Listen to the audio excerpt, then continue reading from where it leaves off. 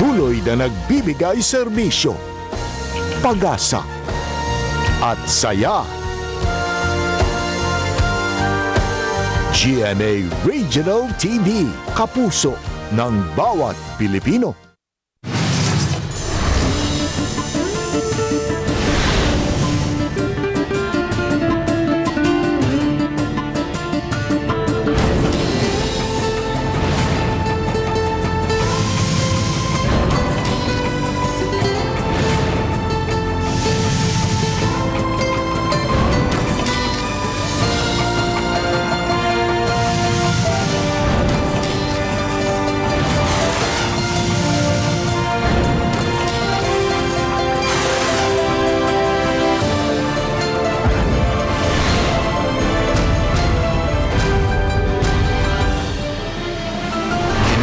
GMA Regional TV, Balitang Bisdak.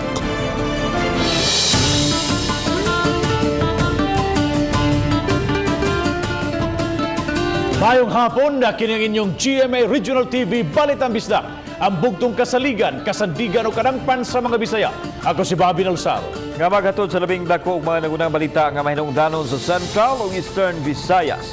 Ako si Alan Domingo. Ako si Cecil Kibod Castro, live sa GMA Complex sa Dakbayan sa Cebu.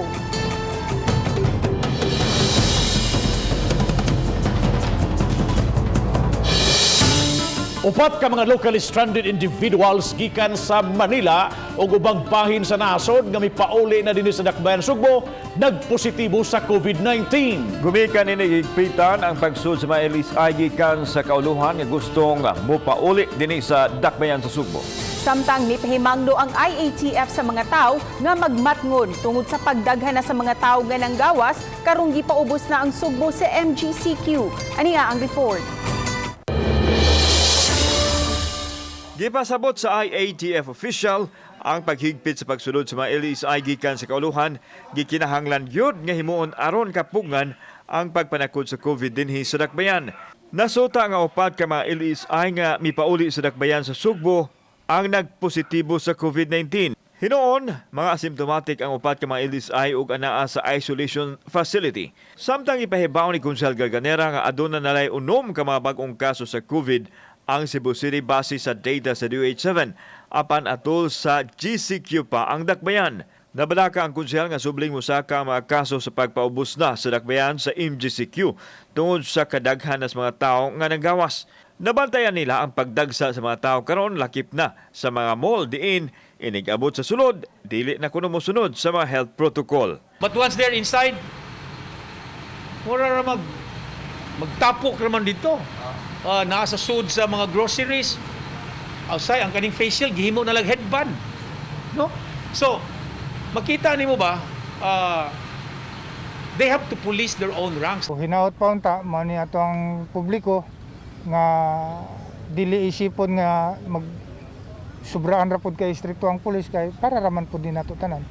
Samtang naalarma ang IATF sa pagsaka sa kaso sa COVID sa Barangay Bakayan, diyan adunay kaso matag adlaw. Gituki na nila ang mga lakang nga himuon aron masanta ang pagsaka sa kaso. Barangay Bakayan right now for the last more than a week. Every day nay kaso. Nay kaso gyud, especially violation. Kauban si Marlon Milgaso, ako si Alan Domingo. Balitang Bisdak.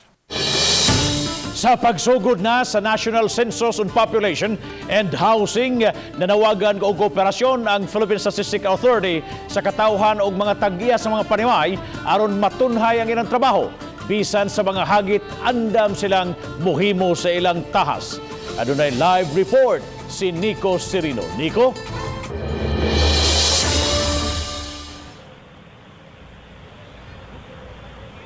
Yes, Bob, nagsugod na pag house-to-house kini mga enumerators sa PSA subay ning gilusad nga Census on Population and Housing. Sa Barangay Luok, Mandaue City na abtanamo kini mga enumerators ug staff sa Philippine Statistics Authority. Sa pagsugod na sa 2020 Census on Population and Housing, mag-house-to-house gyud sila aron makahipos sa gikinahanglan nga impormasyon. Mi-interview dayon sila sa Tagbalay aron makuha ang gikinahanglan nga mga tubag.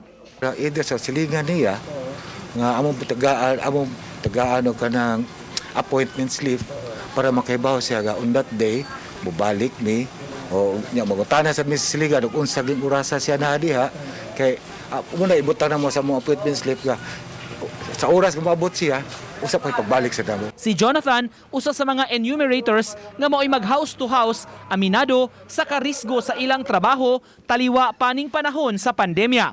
Apan doble amping sab sila nga mga staff. Padayon lagi hapon sir, bisag makasugat og mga init nga panahon, uwan og dunay mga ero, do na magina kanang apil lagi na risgo gini atong buhat sir apan alang sa tuang kanang katagilungsod. Panawagan sa PSA mukooperar ang katawhan sa census mudawat sa mga enumerator ug muhatag og matinud-anon nga impormasyon. Bausa din tayo basihan sa gobyerno para pag-distribute sa mga resources kung aasa unsay angayang ibutang din proyekto. Nga dili lang sad sa unsa taghang kayong mga ahensya sa gobyerno nga magsalig itaon sa output sa PSA. Sa tibuok Mandaue City, dunay 13 ka mga enumerators sa kada barangay nga mulibot sa tanan nga mga lugar aron makahipos sa data.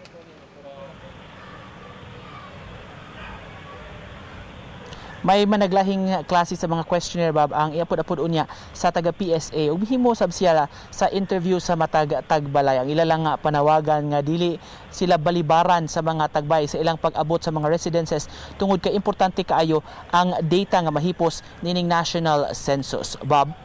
Daghang salamat Nico Serino sa imong live report. Ning pagsugod na sa school year 2020-2021, 15 ka matinunan ang gastuhan sa Talisay City Government nga libre lakip na ang pagpili og kurso og eskwelahan. Si Chona Carion sa report. Ubos sa Cream of the Crop program ni Mayor Samsam Gulyas, mga deserving student gikan sa nagkalain-laing tunghaan sa dakbayan ang mahimong maka-avail sa scholarship program sa City Hall. Gawas sa libre nga tuition og miscellaneous fees, hatagan usab ang matag scholar og tag 20,000 pesos nga subsidy allowance. Gamiton kini sa pagpalit sa ilang libro, school uniform og transportation allowance. Makapili usab ang mga tinunan sa ilang mga gustong kurso og tunghaan. Ubos usab sa kondisyon nga maka-maintain sila sa ilang tag-as nga grado. Aduna usay dugang incentive kung malakip sila sa Dean's List. Ang DepEd mo nihatag sa test, DepEd ang ni-select. So I leave it all to DepEd to pick the deserving and the worthy students to go to school in the university or college of their choice. Ang Talisay City nagahin og 5 million pesos karong tuiga alang sa maong programa. Aduna usay mulangkob nga grupo alang sa mupili sa mga tinunan nga maka-avail sa scholarship program. Uban ni Rinanti Quiñones, Chona Carion, Balitang Bisdak. Hepe sa Station 4 sa Lapu-Lapu City Police mitataw nga way nahitabong shooting incident sa Sitio Hawaiian, Marigondon atol sa pagbisita ni Lapu-Lapu City Mayor Junard Ahongchan sa namoong dapit aron sa paghusay sa isyu sa lunak. Siluan Mayroon din sa report. Kay tao ni na po, nauwaw ko nganong siya nanguha, ngubra og kwarta, nga dili siya tagiya mo.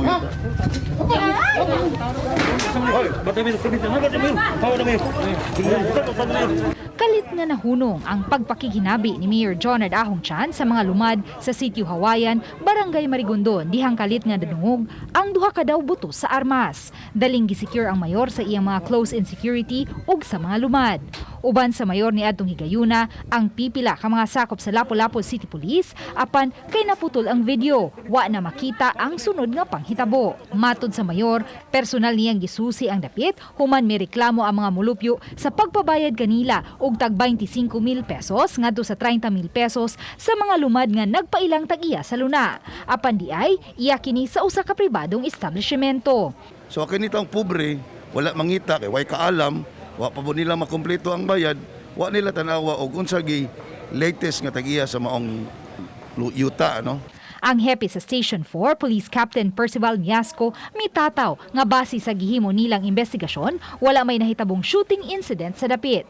Nagpaabot mi adto kung unsa kay dadon man gyud na sa ato aman ng area.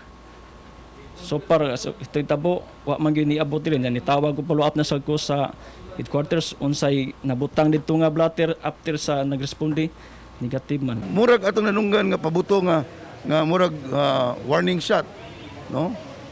Wala tayo nakita. Wala tayo nakita. So pasalamat lang nga dito ang atong kapulisan. Uban ni Godfrey Relien, Luan Merondina, Balitang Bisdak. Cebu City Mayor Edgardo Labella nag-opera sa iyang gallbladder karong adlaw sa post sa official social media account sa mayor iyang gipahibaw ang tinuod niyang kahintang sa paglawas isip kabahin sa transparency. Suma pa sa mayor na diagnose siya nga may gallbladder stone o gikinahanglang mapaubos sa surgical operation. Gipaniguro nini nga padayon ang serbisyo sa Cebu City Government ngadto sa mga tao sa dakbayan na nawagan sa pag-ampo alang sa malampuson nga operasyon.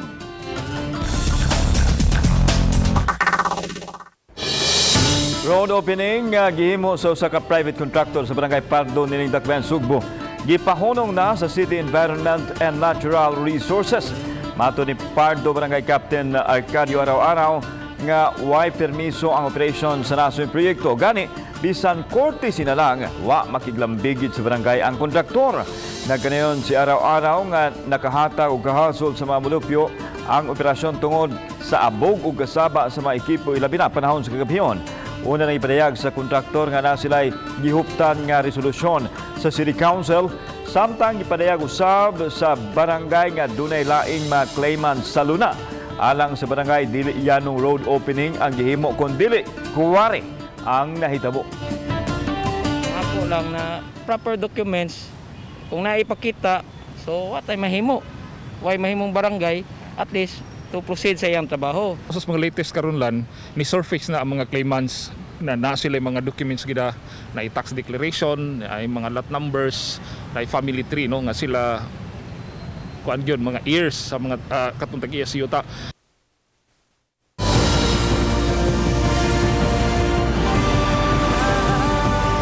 Kini ang GMA Regional TV Balitang Bisdak.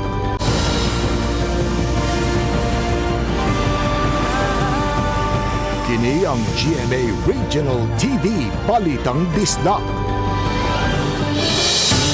Isyu sa funeral o paghipo sa mga patay ng dakbayan sa Sugbo gitutukan karon sa Interagency Task Force. Human may usa ka taong namatay nga nahaya na sa usa ka kapilya sa usa ka barangay nga nasutang positibo diay sa COVID-19. Ano ang report? Gitugan ni Konsehal Joel Garganera, ang Deputy Chief Implementor sa IATF, nga naay namatay nga nahaya sa kapilya samtang gahuwat pa sa resulta sa COVID test. Apan sa adlaw sa paglubong nini, diha pa nigawas ang resulta nga nagpositibo sa virus ang namatay.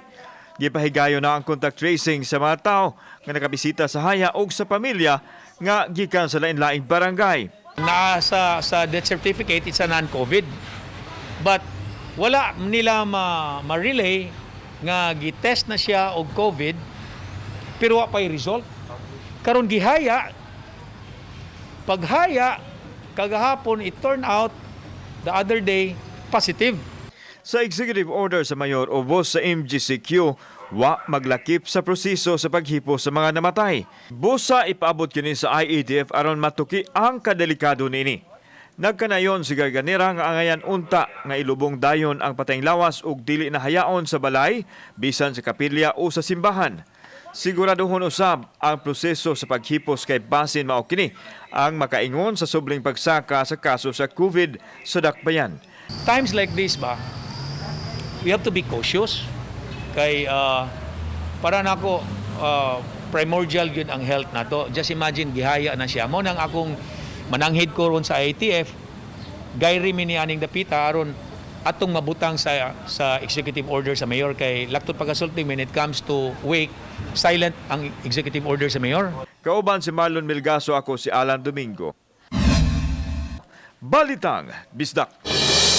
Mga island hopping operators na nawagan sa mahingtungdang ahensya sa gobyerno nga luag-luagan lang ang lagdaalang kanila inay pahamtangan sila og dakong multa sa pagsugod na unya og balik sa mga island hopping ug uban pa mga water activities sa dakbayan sa Lapu-Lapu.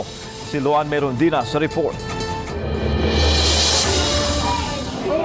Pebrero ning tuiga, bukas pa kining mga dive shop ug mga island hopping operations habig sa may Hilton Wharf. Apan sa subli namong pagbisita kaganiha, mi pull out na ang mga nanag-abang dinhi. Mato ni Pedro Deding Agosto, nabakanti na ang duha ka mga lawak nga giabangan sa duha ka mga Korean nationals alang sa ilang dive shop. Nagpabili na lang nga nag-operate ang dive shop sa usa ka Chinese national apan mihangyo kaniya nga karong hinapos na lang sa buwan mubayad sa abang tungod kay unom ka buwan ang nahunong ang ilang patigayon. Gani ang atubangan sa dive shop gibutangan na lang ni Deding o gamayng tindahan sa sudan. Kung na ba ka nga abang lang sa atong Panginoon usahay ba nga kanang nga tinda-tinda po mo lang na pilar ko na sige pareha sa nag-island hopping nga makabiyahe ka makakunkuan man yun. May 5 ka mga motorbangka usab unta si Deding alang sa island hopping apan sa gihapon unom ka buwan na usab kining naka-standby.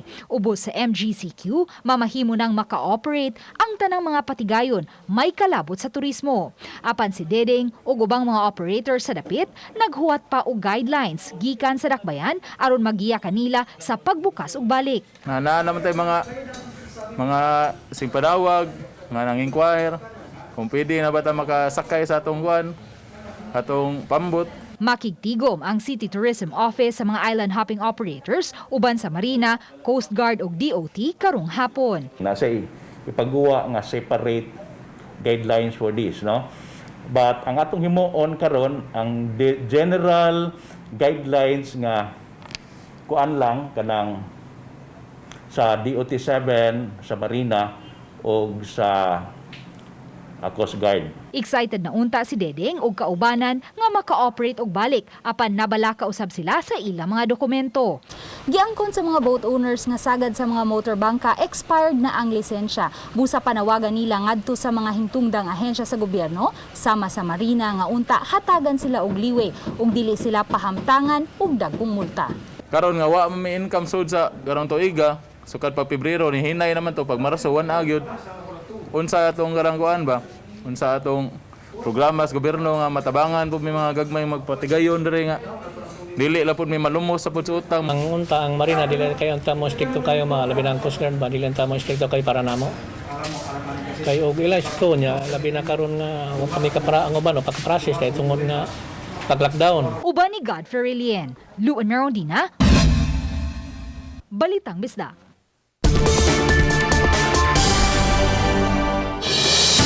Nakaani og pasidungog kining gihimo sa usa ka lalaki sa Mandawi City pagpalambo sa iyang garden ilabi na ning panahon sa pandemya. Tricycle driver siya kaniadto apan karon na busy na sa iyang pagpananom nga mga dako kayong ikatabang sa iyang pamilya ingon man sa komunidad. Kini ang report ni Nico Sereno. Kinsa ang magtuo nga ang 100 square meter nga yuta na maximize alang sa kapin 20 ka klase sa mga tanom, mga utanon, lagutmon, herbs ug uban pa. Kini ang garden ni Jesus Cortez sa may Zone 4 Barangay Kanduman. Ang nakapatalagsaon kay containerized kini umigamit sa lain-lain nga mga sudlanan. Gikan sa mga recycled mineral water gallons ug mga containers, ang uban vertical pa ang pamaagi sa pagpananom. Bisan bani sa saging gihimo sab niyang tamnanan. Bingo man ang uban nga, may mo ko yuta, simentado man ning akong lugar.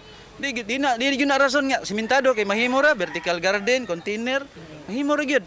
Dili gyud rason nga ingon nga way liso kay ang probinsya gahatag gyud. Karon gusto sila sa ilang mga munisipal naa ra gyud. Tricycle driver siya kaniadto apan sayo ning tuiga iyang gibaligya ang iyang unit ug mi-focus sa gardening. Pasigarbo niya organic tanan ang iyang gamit. Kining attractant, sagol, tuba, asukar ug tubig gibutang og gibitay sa ibabaw aron pang trap sa mga insekto nga mohamok sa mga tanom. May composting area sab siya, lakip na ang vermicomposting site aron makaproduce sa fertile nga yuta. Labi nagdako-dako gamay mga area, makakaon pa ka, makabaligya pa ka. Unya, dindot pa imong palibot. Awang ako nila nga mananom kita, aron kita dili na ta mamalit sa merkado. Kita kagulingon nato, atong kagulingong tanom, kita at mo'y atong ma-harvest, atong kaunon. Bugas na likwang. Makapila ka higayunang nakadaog sa lain-laing gardening competition si Cortez gikan sa barangay hangtod sa city level. Bag-o lang sab siya gipasidunggan sa gobernador, isip kampiyon sa tibuok lalawigan sa Cebu sa containerized garden category sa Sugbusog competition. This is the right opportunity nga ato ni i-promote kani ihang garden plus inspiration sa tanan kani nga pandemic karon naikag ang mga tao nga mananom because the scarcity of food supply, especially vegetables. Usagid na akong masulti number 1, very talented. Kugihan. Muatin sa mga seminars, bisan pa sa backyard gardening, container gardening. Success story kung makonsidera kining istorya ni Noy Jesus.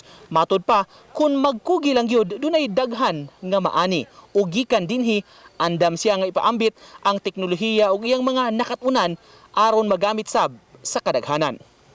Sa mga gustong magkat-on sa iyang mga gihimo, andam niyang ipaambit kini sa uban. Uban ni June Solon, Nico Sereno, Balitang Bisdak.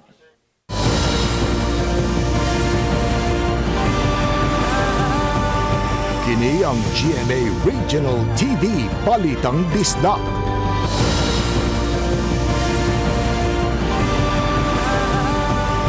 Kini ang GMA Regional TV Balitang Bisdak. Gatusan ka mga riders sa usa ka online food delivery dinhi sa Sugbo nagtapo kagahapon aron na ipadangat ang ilang mga reklamo batok sa management. Ano ang report ni Faye Marie Dumabok. Nagrally ang gatusan ka mga riders sa usa ka online food delivery sa uptown area sa Cebu City kagahapon sa hapon. Human niini milahos ang dulaan sa 50 kanila sa GMA Complex aron mapadangat ang reklamo batok sa ilang management. Reklamo nila ang gamay na kaayo nga makuhang bayad matag delivery ug limitado pang schedule nga makuha. Usa kanila si Jeff Sistoso, 31 anyos, nga tungod sa pandemya misud isip rider aron mabuhi ang pamilya. Apan matod niya, tulo na lang kaadlaw sa matag semana adun na siya schedule sa delivery. Og 35 pesos na lang ang iyang makuha matag delivery. Inay 55 pesos kaniadto. Karon, mukita na lang siya og 1,500 ngadto sa 2,000 pesos matag semana. Inay kapin sa 4,000 pesos. Alkansi man kayo mi ma'am og panalitan. Kami naaman mi batching ma'am. Makakuha mi og alas 9 sa gabi. Karon inigabot sa alas 9 sa gabi ma'am magatangay mi anang mga schedule. So, syempre sa kadaghan nimong rider di gyud mi makaingon nga kami mo makakuha per hour nga per delivery nasa incentives. Ya karon murag galisod na mo gamigo murag wa sila pakina mo ba? Wala sila explanation. Nabot nag 35. Nabot akan sila kami sanan ang gasolina nagbayad pa amo ba ang gasolina tanan ma'am. Hasta among load. Nakasabot man sila nga sila ang nagkinahanglan sa maong trabaho. Apan hangyo nila nga unta ihatag lang usab kun unsay angay kanila. Sa gipada nga pamahayag ni Rinaldo Rubio, Press Relations Officer sa Food Panda, iyang gipasabot nga resulta kini sa gihimo nilang adjustments sa batch scoring system o sa scheduling sa dekadaghan nilang mga riders. Gisugdan nila ang bagong payment scheme ni adtong Hunyo 23 nga nagbase ang bayad sa gilayon sa nag-order. Dugang ni Rubio, giila sa management ang dakong tabang sa mga riders, isip mga frontliners. Apan tungod sa pandemya, nidawat silang daghang mga rider aron paghatag pud og kahigayunan sa uban nga makakitag panginabuhian. Uban ni Cleofer Lumayag, ako si Faye Dumabok. Balitang Bisdak. Magnitude 3.6 nga linog na sinati sa Giwan Eastern Samar alas 9:32 ganina buntag. Tectonic ang origin nini apan matod sa Fibox hinayra ang maong pagtayog ugwa kini mabatyagi sa mismo sa lungsod sa Giwan Eastern Samar ug sa mga kasikbit nga dapit sama sa Manikani Island ug Tubabaw Island. Sa silingang lalawigan sa Negros Oriental, gi-lockdown karon sud sa 7 ka adlaw ang usa ka purok sa barangay Inapoy sa lungsod sa Mabinay alang sa mandatory community quarantine sugod kagahapong adlaw. Gihimo kini human ang bana sa nagpositibo nga 47 anyos nga allied health worker sa Inapoy Community Primary Hospital migawas sa ilang panimay diin nag-home quarantine ang maong health worker ug nakig-inom sa iyang mga barkada. Kini ang nakaaghat sa lungsod sa mabinay pag-lockdown sa Purok proper. Higpit usab ang pagbantay sa kasundaluhan ug kapulisan aron way mga nagpuyo ang makagawas sa dapit. Gipasabot ni Vice Mayor Ernesto Uy nga gusto lang silang makasiguro nga mapungan ang pagkatap sa COVID-19 sa gikainom sa bana sa maong health worker nga nagpositibo. Gidisinfect na usab ang tibuok Purok nga gi-lockdown. Giapura na usab og mga bugas ug sudan ang mga nagpuyo sa 61 ka mga panimay nga apektado sa lockdown. We declared nga ato lang i-lockdown ito sa kapurok sa barangay Inapoy, no? If only to avoid more transmission pa ba.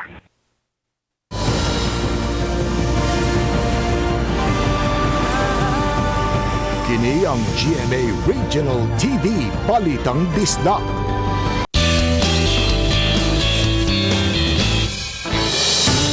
Tacloban National High School sa Dakban sa Lisay gipasidunggan human na usa sa mga tunghaan nga nagmalamposon sa garbage segregation o recycling. Si Chona Carrion sa report. Dili kalimod nga suliran gyud ang basura sa tanan nga mahinungdan sa pagbara sa mga kanal nga moresulta sa baha. Tungod niini, ang Talisay City Hall milusad sa Basura Ko Panginabuhi Ko program. Mga tunghaan, purok o mga barangay ang gidasig nga mosalmot niini sa pagseryoso sa paghipos sa ilang mga basura. Ang Tacloban National High School gipasidunggan niini human 300 kilos ka mga plastik nga basura ang nahipos sa ilang tunghaan. Gani ang maong tunghaan aduna gyud galingong material recovery facility o gideklarar usab sila nga cleanest campus sa Talisay City. Cleanliness ay madaling ma-attend kung susundin ang garbage segregation. And number 5, the lifelong learning skills of our students na matuto sila mag-segregate ng basura sa paaralan na madadala ang kanilang karunungan papunta sa kanilang mga bahay. Isip baylo sa ilang mga basura, gihatagan sila og mga school supplies sa dakbayan aron maapod-apod sa mga tinun-an. Panghinaot sa kagamhanan sa dakbayan sa Talisay nga unta dili lang sa mga tunghaan ang pag-practice og recycling sa mga basura apan mismo sa tagsa-tagsa ka mga panimay. Ang ako ra gyud is really trying to change a culture of throwing garbage into certain areas in the road or in the canals. I think it will start in the barangays, it will start in the puroks, and we start the children early knowing that it's important that you can still recycle waste. Uban ni Renante Quinones, Chona Carrion, Balitang Bisdak. Naminusan karon ang air pollution sa tibuok Region 7 dungan sa mga adlaw nga ubos ang nasod sa stay at home apan nabadayan sa Environmental Management Bureau kon EMB7 kami daghan ang mga basura. A report ni Femery Dumabo. Subay sa monitoring sa Environmental Management Bureau kon EMB sa Region 7, 70% ang pagmino sa air pollution sa mga dapit sa rehiyon atol sa pagpatuman sa quarantine status, ilabi na sa enhanced community quarantine itandi sa miaging 2 ka tuig. Tungod niini, midusog resolusyon ng EMB7 nga nagawhag sa mga ahensya sa kagamhanan nga ipatuman ang 4-day work matag semana o di ba ka work from home aron magpabilin ang pagmino sa polusyon. Lakip silang giduso ang pagbutang na gyud og bike lane. Mato ni Director Lormelin Claudio nga mas maayong i-shuttle usab ang mga kawani aron minus lang ang mga sakyanan sa kadalanan. Nag-improve by more than 70%, no? Ang improvement in terms of pollutant concentration. Then make Friday an environmental day, an air day. Naminusan man tuod ang polusyon sa kahanginan, apan nabantayan sa EMB7 nga midaghan ang mga basura nga gilabay diha sa kasapaan ug mga kanal atol sa quarantine period sa Metro Cebu. Aron pagmino sa mga basura, nipasiugda ang EMB og cleanup drive sa Kinalumsan River. Din ilang nahipos ang kapin sa 60 ka toneladang basura. Kapinusab sa 20 ka toneladang basura ang nakuha sa Mahiga Creek. Nang hinaot ang EMB nga magpadayon kini pinaagi sa Adapt and Estero program ug ang pagtinabangay sa mga stakeholders ug sa tagbalay nga manlimpyo gud sa ilang tugkaran. So yung approach natin dito is of course to elevate the awareness of people. Plans had been made, but it's just a matter now of carrying out those plans and coming up with an approach that would sustain it. Gihatagan usab sa EMB7 og mga PPE ang mga garbage collector. Lakip sa pahinumdum ang insakto nga paghipos sa mga ginamit nga face shield, face mask ug uban pang mga gamit aron di matakdan sa COVID-19. Gikinahanglan silang ilain sa paghipos sa ubang mga basura. Uban ni Cleofer Lumayag, ako si Family Dumabok. Balitang Bisdak. Taliwaning panahon sa pandemya, mas gidasig karon sa syudad sa Mandawi ang pagpanadong ug mga utanon ug lagutmon. Di-display sa City Hall lobby kaganiha kining mga tanom ug mga produkto gikan sa lain-laing urban gardeners sa Dakbayan. Makita ang lain-laing produkto ug mga abot sama sa sili, cherry tomatoes, kamunggay ug daghan pa. Sagad kanila migamit ra og pinutol nga mga plastic containers aron maoy tamnan sa ilang mga seedlings nga mitubo ug milambo. Agi kini og pagdasig sa ubang mga Mandawihanon nga makatabang sa food security karong panahona. Kaso sa mga hitaptan sa sakit sa coronavirus disease sa tibuok kalibutan miabot nag 26 milyones samtang 228,000 na usab ang naayo dinhi sa Pilipinas. Ang report ni Faye Marie Dumabok. Kaganihang udto nga data worldwide, nipatong na sa 26 milyones ang mga hitaptan sa COVID-19 sa tibuok kalibutan. Kapin sa 17 milyones na usab niini ang nakarecover na. Mitungtong na usab sa kapin 226,000 ang mga kaso sa Pilipinas, human sa kapin 2,000 nga bag-ong kaso kagahapon. Dula na hinuon sa 159,000 ang recoveries o kapin sa 64,000 ang aktibo nga kaso. Sa COVID case sa Central Visayas, nipatong na sa 19,000. 2,233 na lang niini ang aktibo. Sa probinsya sa Cebu, 835 na lang ang aktibo gikan sa 4,500 nga mga kaso. 141 gihapon ang aktibo nga kaso sa lalawigan sa Bohol. 32 na lang sa Negros Oriental ug naayo na ang tanang tulo ka kaso sa lalawigan sa Siquijor. Sa Cebu City, mas nius-us pa ang aktibo nga kaso ngadto na lang sa 598. Aduna nalay 264 ang aktibo nga kaso sa Lapu-Lapu City ug 363 ang aktibo nga kaso sa Mandawi City. Ang Eastern Visayas mitala kagabi og 3,160 nga kaso sa COVID-19. Apan 1,920 na kanila ang mga naayo.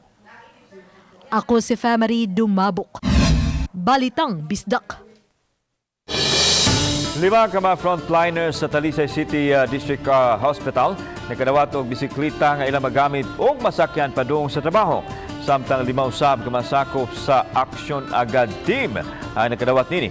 Gihatag kini nga mga bisikleta ngadto sa Talisay City gikan sa usa ka organisasyon nga nagtabang sa mga frontliners ilabi na dining nasinating pandemya.